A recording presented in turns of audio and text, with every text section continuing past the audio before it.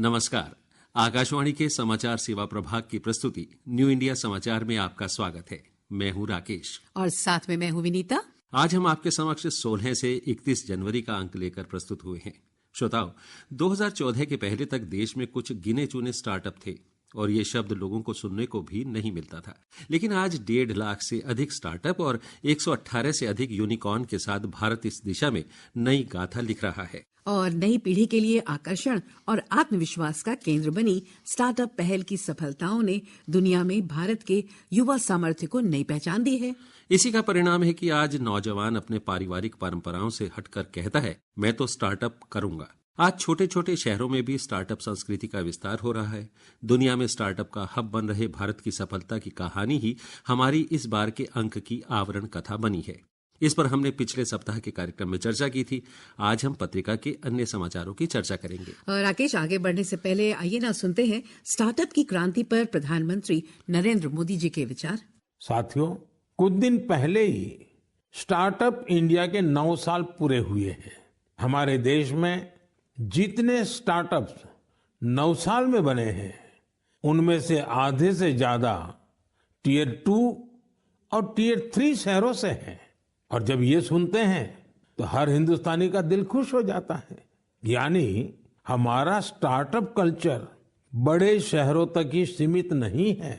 और आपको यह जानकर हैरानी होगी कि छोटे शहरों के स्टार्टअप्स में आधे से ज्यादा का नेतृत्व हमारी बेटियां कर रही हैं। जब यह सुनने को मिलता है कि अंबाला, हिसार, कांगड़ा, चेंगलपट्टू, बिलासपुर, ग्वालियर और वाशिम जैसे शहर स्टार्टअप्स के सेंटर बन रहे हैं, तो मन आनंद से भर जाता है। नागालैंड जैसे राज्य में पिछले साल स्टार्टअप्स के रजिस्ट्रेशन में 200% से अधिक की वृद्धि हुई है। Waste management, non renewable energy, biotechnology और लॉजिस्टिक्स ऐसे सेक्टर हैं जिनसे जुड़े स्टार्टअप सबसे ज्यादा देखे जा रहे हैं। ये कन्वेंशनल सेक्टर्स नहीं है, लेकिन हमारे युवा साथी भी तो कन्वेंशनल से आगे की सोच रखते हैं, इसलिए उन्हें सफलता भी मिल रही है। साथियों, 10 साल पहले जब कोई स्टार्टअप के क्षेत्र में जाने की बात करता था तो उसे तरह तरह के ताने सुनने को मिलते थे। कोई ये पूछता था कि आखिर स्टार्टअप होता क्या है, तो कोई कहता था कि इसे कुछ होने वाला नहीं है। लेकिन अब देखिए, 1 दशक में कितना बड़ा बदलाव आ गया। आप भी भारत में बन रहे नए अवसरों का भरपूर लाभ उठाएं। अगर आप खुद पर विश्वास रखेंगे तो आपके सपनों को भी नई उड़ान मिलेगी। श्रोताओं, इस बार के अंक में व्यक्तित्व की कड़ी में बालकृष्ण दोषी, पीएम मोदी का पूर्व प्रधानमंत्री अटल बिहारी वाजपेयी की जयंती पर उन्हें श्रद्धांजलि, पूर्व प्रधानमंत्री मनमोहन सिंह के निधन पर कृतज्ञ राष्ट्र का नमन, 22 जनवरी को बेटी बचाओ बेटी पढ़ाओ पहल के 1 दशक पूरा होने और 24 जनवरी को राष्ट्रीय बालिका दिवस पर विशेष सामग्री को इसमें शामिल किया गया है। और साथ ही रोजगार मेला, केन बेतवा नदी जोड़ो परियोजना की आधारशिला, राजस्थान सरकार के 1 वर्ष पूरा होने पर आयोजित 1 वर्ष परिणाम उत्कर्ष कार्यक्रम सहित पखवाड़े भर के प्रधानमंत्री नरेंद्र मोदी के अन्य कार्यक्रमों को भी इसमें शामिल किया गया है। राकेश, इसमें इसके अलावा इनसाइड में मन की बात और बैक कवर पर नेताजी सुभाष चंद्र बोस की जयंती पराक्रम दिवस पर विनम्र श्रद्धांजलि इस अंक की विशेषता है। विनीता, व्यक्तित्व की श्रेणी में इस अंक में शामिल हैं डॉक्टर बालकृष्ण विट्ठल दास दोषी। इमारतें केवल किसी जगह को आधुनिक रूप नहीं देती हैं, ये महत्वाकांक्षा को उपलब्धि और आशावाद को अवसर से भी जोड़ती हैं। भारत के मशहूर वास्तुकार डॉक्टर बालकृष्ण विट्ठल दास दोषी ने इसे साबित भी किया। उन्होंने न केवल देश की कई प्रतिष्ठित इमारतों को डिजाइन किया, बल्कि जीवन शैली और पर्यावरण को ध्यान में रख सबसे सस्ते घर के तौर पर अरण्य को बना अपने घर के सपने को नई उम्मीद दी। और शायद इसलिए उन्हें दुनिया में वास्तुकला का ध्रुव तारा कहा जाता है। 26 अगस्त 1927 को पुणे में डॉक्टर बालकृष्ण विट्ठल दास दोषी का जन्म हुआ। दोषी परिवार के पास एक फर्नीचर की वर्कशॉप थी। परिवार को लगता था कि बेटा भी इसी पेशे को अपनाएगा, लेकिन बालकृष्ण का मन वास्तुकला में रमा। उन्होंने 1947 में मुंबई के प्रतिष्ठित sir J school of architecture में दाखिला लिया। 1950 में लंदन चले गए।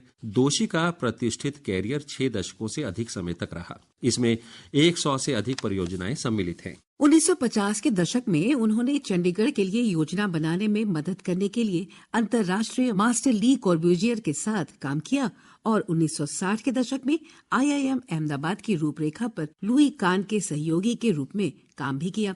विश्व भर के पुरस्कारों से सम्मानित डॉक्टर बालकृष्ण विट्ठलदास दोषी की जीवन गाथा आप इस पत्रिका में पढ़ सकते हैं।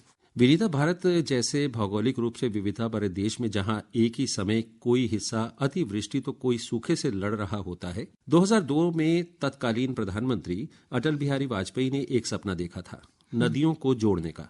22 वर्ष बाद बुंदेलखंड की धरती पर प्रधानमंत्री नरेंद्र मोदी ने वाजपेयी के इसी सपने को उनकी 100वीं जयंती के अवसर पर धरातल पर उतार उन्हें श्रद्धांजलि दी। केन बेतवा नदी जोड़ो राष्ट्रीय परियोजना के रूप में, जिससे बुंदेलखंड क्षेत्र में खुशहाली और समृद्धि की नई राह खुलने जा रही है। प्रधानमंत्री नरेंद्र मोदी ने मध्य प्रदेश के खुजराहो में देश की पहली नदी जोड़ो परियोजना केन बेतवा लिंक की नींव रखी। ये परियोजना अटल बिहारी वाजपेयी के 22 साल पहले देखे उस सपने को पूरा करने की शुरुआत है, जिसके माध्यम से उन्होंने वर्षों से बूंद बूंद को तरस रहे बुंदेलखंड की प्यास को तृप्त करने का संकल्प लिया था। इस संकल्प की शुरुआत हुई थी 2002 में, जब देश का बड़ा हिस्सा भयानक सूखे का सामना कर रहा था। तत्कालीन प्रधानमंत्री अटल बिहारी वाजपेयी ने नदियों को आपस में जोड़ने के काम की व्यवहारिकता परखने के लिए एक कार्यदल का गठन किया। इसने इसी साल अपनी रिपोर्ट भी सौंप दी। नदी जोड़ो योजना में गंगा सहित 60 नदियों को जोड़ने की योजना थी। इस परियोजना की विस्तृत जानकारी आप पत्रिका से ले सकते हैं। विनीता, पिछले 1 वर्ष में राज्य में रखी गई विकास की नींव ने राजस्थान के लोगों को विकास का उत्सव मनाने का मौका दिया। इसी क्रम में प्रधानमंत्री नरेंद्र मोदी ने राजस्थान सरकार के 1 वर्ष पूरा होने पर जयपुर में आयोजित कार्यक्रम 1 वर्ष परिणाम उत्कर्ष में हिस्सा लेने के साथ ही 46,300 करोड़ रुपए की विकास परियोजनाओं का उद्घाटन और शिलान्यास किया। विकसित भारत की राह को आसान बनाने के लिए राजस्थान में सड़क, रेल, बिजली, जल संसाधन और संरक्षण सहित अन्य दूसरी आधुनिक सुविधाएं मुहैया कराने के लिए केंद्र सरकार राज्य को हर संभव मदद दे रही है। राज्य में सौर ऊर्जा की अपार संभावनाओं को देखते हुए बड़े स्तर पर कार्य किया जा रहा है। इससे देश में राज्य की एक अलग पहचान बनेगी। 2014 से पहले के दशक से तुलना करें तो पिछले 1 दशक में राज्य में प्रत्यक्ष विदेशी निवेश में 2 गुने से अधिक की वृद्धि दर्ज की गई है। प्रधानमंत्री नरेंद्र मोदी ने 1 वर्ष परिणाम उत्कर्ष कार्यक्रम में कहा, आज केंद्र और राज्य की सरकारें सुशासन का प्रतीक बन रही हैं। राजस्थान में सौर ऊर्जा की काफी संभावनाएं हैं और ये इस क्षेत्र में अग्रणी राज्य बन सकता है। सरकार ने सौर ऊर्जा को बिजली बिल शून्य करने का साधन बनाया है। केंद्र सरकार द्वारा संचालित PM सूर्य घर मुफ्त बिजली योजना से राजस्थान को बहुत लाभ होगा। इस योजना के तहत केंद्र सरकार छत पर सौर पैनल लगाने के लिए 78,000 रुपए प्रदान करती है।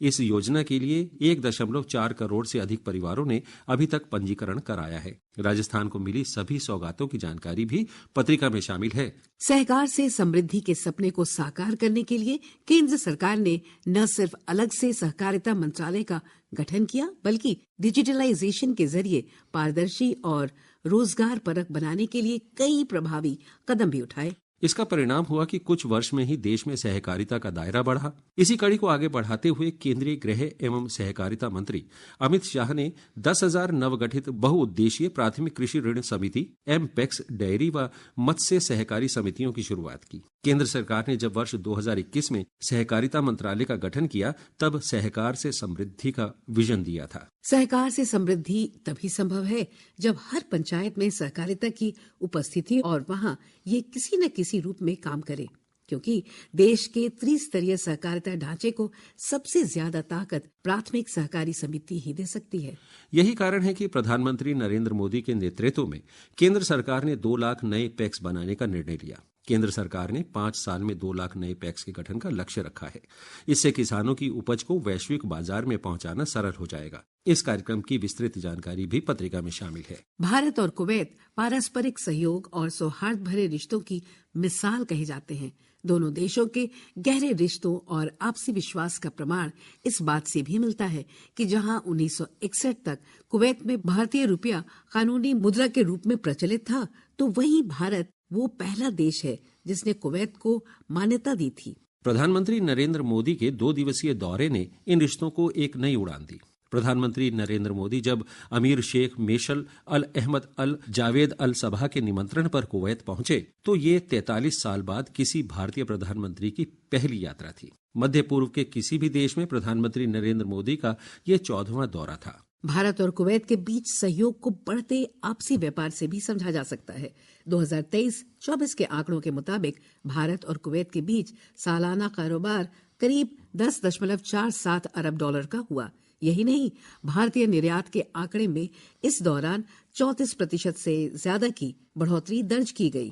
कुवैत भारत का छठा सबसे बड़ा तेल आपूर्ति करता है। कुवैत ने भारत में करीब 10 अरब डॉलर का निवेश भी किया है। कुवैत यात्रा के दौरान जब पीएम मोदी भारतीय समुदाय के बीच पहुंचे तो वहां मिनी भारत की झलक दिखी। कुवैत के अमीर शेख मेशल अल अहमद अल जबर अल सबा ने पीएम मोदी को कुवैत के सर्वोच्च राष्ट्रीय पुरस्कार द ऑर्डर ऑफ मुबारक अल कबीर से सम्मानित किया। प्रधानमंत्री के इस दौरे की संपूर्ण जानकारी भी पत्रिका में शामिल है। श्रीलंका के राष्ट्रपति अनुरा कुमारा दिसानायक की भारत यात्रा से श्रीलंका भारत के बीच संबंधों में नई गति और ऊर्जा का सृजन हुआ है। दोनों देशों ने पार्टनरशिप के लिए एक फ्यूचरिस्टिक विजन अपनाया है और आर्थिक साझेदारी में निवेश आधारित ग्रोथ एवं कनेक्टिविटी को प्रमुखता दी है। फिजिकल, डिजिटल और एनर्जी कनेक्टिविटी को भागीदारी के अहम स्तंभ के रूप में अपनाने का निर्णय लिया है। भारत श्रीलंका के लोगों का संबंध दोनों देशों की सभ्यताओं से जुड़ा है। इसे इस बात से भी समझ सकते हैं कि जब भारत में पाली भाषा को शास्त्रीय भाषा का दर्जा दिया गया तो श्रीलंका में भी उसकी खुशी मनाई गई। संबंधों में मजबूती के लिहाज से फेरी सर्विस और चेन्नई जाफना फ्लाइट कनेक्टिविटी की गई। इससे पर्यटन को बढ़ावा मिला है और सांस्कृतिक संबंधों को भी मजबूती मिली है। श्रीलंका के राष्ट्रपति के साथ संयुक्त प्रेस वार्ता में प्रधानमंत्री नरेंद्र मोदी ने कहा कि नागपति नाम और कनके संथुराई फेरी सर्विस की सफल शुरुआत के बाद अब रामेश्वरम और तलाई मनार के बीच फेरी सर्विस शुरू की जाएगी। बौद्ध सर्किट और श्रीलंका के रामायण ट्रेल के माध्यम से पर्यटन की अपार संभावनाओं को साकार करने पर भी काम किया जाएगा। श्रीलंका के राष्ट्रपति के भारत दौरे के दौरान लिए गए सभी निर्णय पत्रिका में पढ़े जा सकते हैं। राकेश, कल एक बहुत ही विशेष दिन है, 26 जनवरी 2025, यानी हमारा 75वां गणतंत्र दिवस। गणतंत्र दिवस परेड 2025 के लिए कर्तव्य पथ पर अपनी झांकियां प्रदर्शित करने के लिए जिन 15 राज्यों केंद्र शासित प्रदेशों का चयन किया गया है उनमें आंध्र प्रदेश, बिहार, चंडीगढ़, दादर नागर हवेली और दमन व दीव, गुजरात, गोवा, हरियाणा, झारखंड, कर्नाटक, मध्य प्रदेश, पंजाब, त्रिपुरा, उत्तराखंड, उत्तर प्रदेश और पश्चिम बंगाल शामिल हैं। इसके अलावा केंद्र सरकार के 11 मंत्रालयों विभागों को भी गणतंत्र दिवस परेड 2025 के लिए चुना गया है। गणतंत्र दिवस परेड 2025 में झांकी की थीम स्वर्णिम भारत, विरासत और विकास तय की गई है। श्रोताओं, गणतंत्र दिवस की अग्रिम शुभकामनाओं के साथ आज की चर्चा को यहीं विराम देते हैं। इस पाक्षिक पत्रिका की हर प्रति newindiasamachaar.pib.in/default.aspx वेबसाइट पर उपलब्ध है, जहां आप सभी समाचारों को विस्तार से पढ़ सकते हैं और डाउनलोड भी कर सकते हैं। डिजिटल और प्रिंट में यह पत्रिका देश ही नहीं विदेशों में भी अपनी अलग पहचान बना चुकी है। इसका एक्स हैंडल NISPIB इंडिया। इसके अलावा आप हमें response/nis@pib.gov.in पर ईमेल के जरिए अपने सुझाव भी भेज सकते हैं। तब तक के लिए मुझे यानी राकेश को और मुझे यानी विनीता को दीजिए इजाजत। नमस्कार।